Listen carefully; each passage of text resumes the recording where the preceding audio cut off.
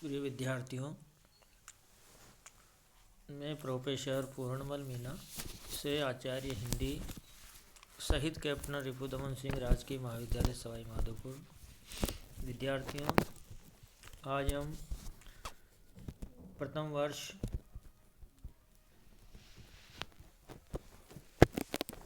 हिंदी साहित्य के प्रथम प्रश्न पत्र के अंतर्गत जो भक्तिकालीन कवि हैं वो है मलिक मोहम्मद जायसी। विद्यार्थियों, इनकी रचनाओं को पढ़ने से पहले इनके जीवन परिचय के बारे में भी हमें जानकारी होनी चाहिए। तो संक्षिप्त रूप से हम इनके बारे में जो है जानकारी प्राप्त करेंगे। इनका जन्म 1550 में माना जाता है और देहांत जो है 1600 में बताया गया है। मलिक मोहम्मद जायसी प्रेम मार्गी शाखा के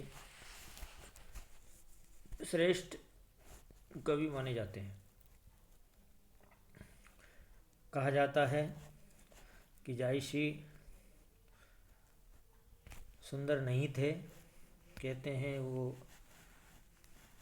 आँख से काणे भी थे, कुरूप भी थे, किंतु व्यक्ति की कुरूपता के कारण उसकी प्रतिभा का आकलन नहीं किया जा सकता, क्योंकि जायसी एक प्रतिभाशाली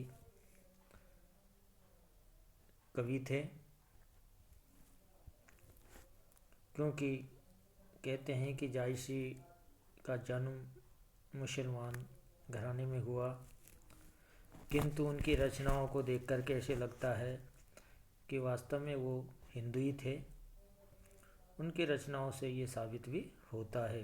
उनकी जो सर्वश्रेष्ठ रचना, जिसको हम महाकाव्य की श्रेणी में भी रखते हैं, वो है पद्मावत जो लिखी है, वो इनकी अद्भुत रचना है, जिसके अंदर इतिहास का भी समावेश किया है, कल्पना का भी सुंदर चित्रण किया है। और जायसी के बारे में कहते हैं कि वो भी प्रेम के दीवाने माने जाते हैं, इसीलिए उन्होंने जो है पद्मावत लिखा है। जायसी के जो प्रमुख ग्रंथ माने गए हैं, पद्मावत है, अखरावट है और आखिरी कलाम। इन तीनों ग्रंथों में सर्वश्रेष्ठ ग्रंथ की श्रेणी में यदि हम किसी को रखते हैं तो वो जायसी जी का पद्मावत, क्योंकि इस ग्रंथ में कवि जायसी ने हिंदू और मुसलमानों में समन्वय की बात की है। ये काव्य जो है प्रेम पर आधारित काव्य है। इसमें कवि जायसी की कला को देखा जा सकता है। आगे कहते हैं कि जायसी के बारे में कहा गया है कि जायसी प्रेम के ही नहीं, प्रकृति के भी प्रेमी माने गए हैं, क्योंकि उनकी रचनाओं में प्रकृति का भी पुट देखने को मिलता है।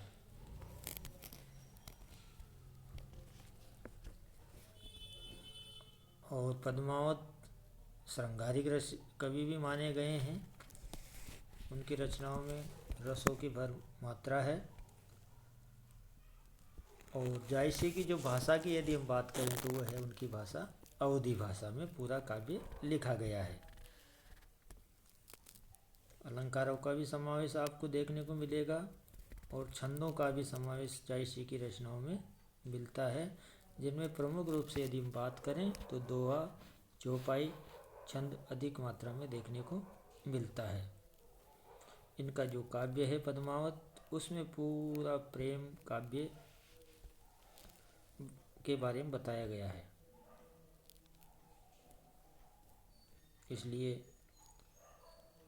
कहते हैं कि केवल श्रृंगारिक ही कवि थे, नहीं, ऐसा भी नहीं है। जायसी ने विरह वर्णन का भी चित्रण किया है। विरह वर्णन के रूप में नागमती के जीवन चरित्र को भी यहाँ पे अनुपम तरीके से प्रस्तुत किया है, ऐसा जो है बताया गया है।